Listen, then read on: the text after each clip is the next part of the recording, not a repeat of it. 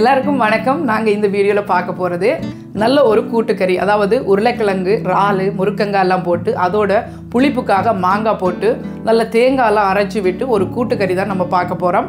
வாங்க வீடியோக்குள்ளே போகலாம். இப்போ இந்த கறி செய்கிறதுக்கு இறால் ஒரு 250 கிராம் வேண்டி க்ளீன் பண்ணி வச்சுருக்கிறேன். அதை சேர்த்துட்டு அதோட கூட மாங்காய், ஒரு மீடியம் சைஸ் மாங்காய், இதில் வந்து ஒரு 150 கிராம் பேபி பொட்டேட்டோ எடுத்துருக்கிறேன். அதோட கூட ஒரு 3 முருக்கங்காய் எடுத்துருக்கிறேன். இது ஒரு 200 கிராம் அப்படி வரும். இப்போ இது எல்லாத்தையும் சேர்த்துடலாம். சேர்த்துட்டு இப்போ இதில் வந்து 1/2 டீஸ்பூன் மஞ்சள் தூள், இப்போ இந்த கறிக்கு தக்கின மாதிரி 1 டீஸ்பூன் அளவுக்கு உப்பு சேர்த்துக்கோங்க.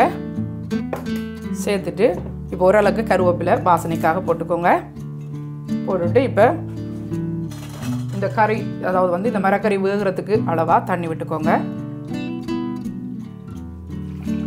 1 கப்பு 1.5 கப்பு தண்ணி விட்டுக்கோங்க. இப்போ கரண்டி வச்சு இதை நல்லா கலந்து விட்டுக்கோங்க.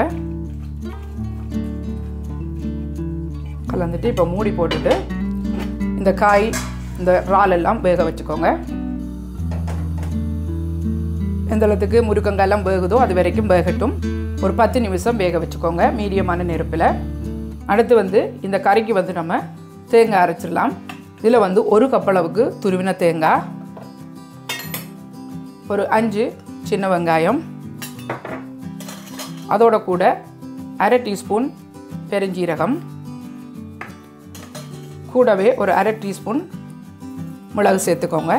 சேர்த்துட்டு ஒரு 1/2 கப்பு அல்லது 1 கப்பு தண்ணி சேர்த்து எவ்வளோத்துக்கு அரைக்க முடியுமோ கொஞ்சம் கொஞ்சமாக விட்டு அரைச்சிக்கோங்க. ஃபஸ்ட்டு நான் ஒரு 1/2 கப்பு தண்ணி விட்டுக்கிறேன். விட்டுட்டு இப்போ இதை வந்து நல்ல பேஸ்ட்டாக அரைச்சி எடுத்துக்கணும். இப்போ பாருங்கள், 10 நிமிஷத்துலேயே நல்லா முருக்கங்காய் எல்லாம் வெந்துட்டு ஒரு டெஸ்ட் பண்ணி பார்க்கலாம்.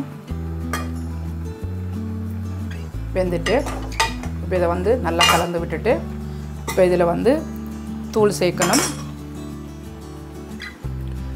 கரம் மசாலா ஒரு 1/2 டீஸ்பூன் சேர்த்துக்கோங்க. 1 டீஸ்பூன் அளவுக்கு மிளகாய்த்தூள், தனி மிளகாய்த்தூள்.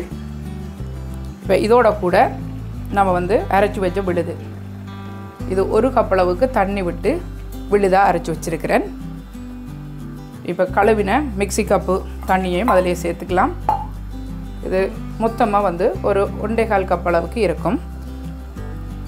இப்போ வந்து 2 பூண்டை இது போல் நைச்சு வச்சுருக்கிறேன், அதையும் சேர்த்துக்கோங்க. சேர்த்துட்டு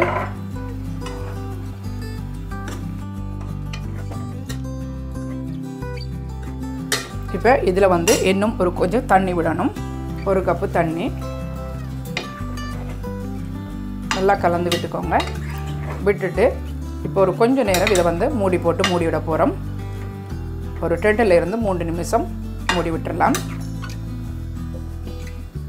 இப்போ 3 நிமிஷம் கழித்து பாருங்கள், இது போல் இருக்கணும் கறி. இப்போ இதை வந்து நம்ம அணைச்சிட்டு இதுக்கு ஒரு தாளினை கொடுத்துடலாம். அதுக்கு முதல் வந்து ஒரு 2 பச்சை மிளகாய் இது போல் கீறி போட்டுக்கோங்க.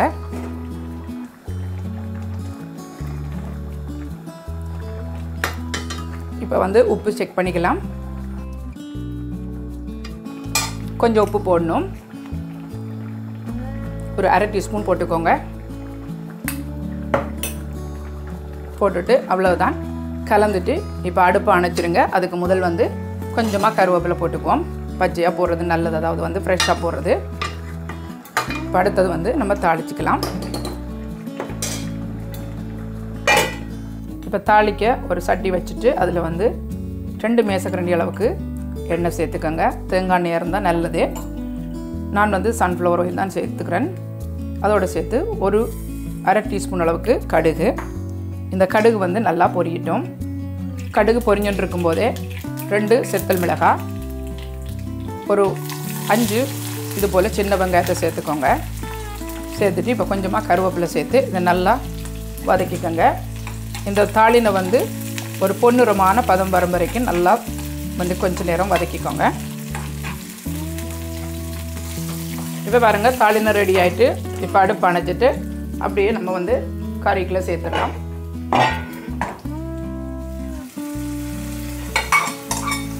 சேர்ந்து கலந்து விட்டு பரிமாறினீங்கன்னா நம்முடைய கூட்டுக்கறி ரெடி.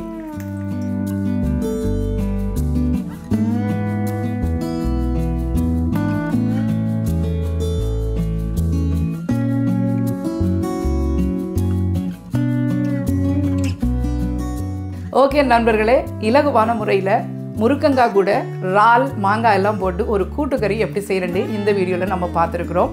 இந்த வீடியோ பார்த்ததற்கு நன்றி. இது போன்ற இன்னும் ஒரு சமையல் குறிப்புடன் உங்களை சந்திக்கும் வரை உங்களிடமிருந்து விடைபெறுவது தனு. God bless you.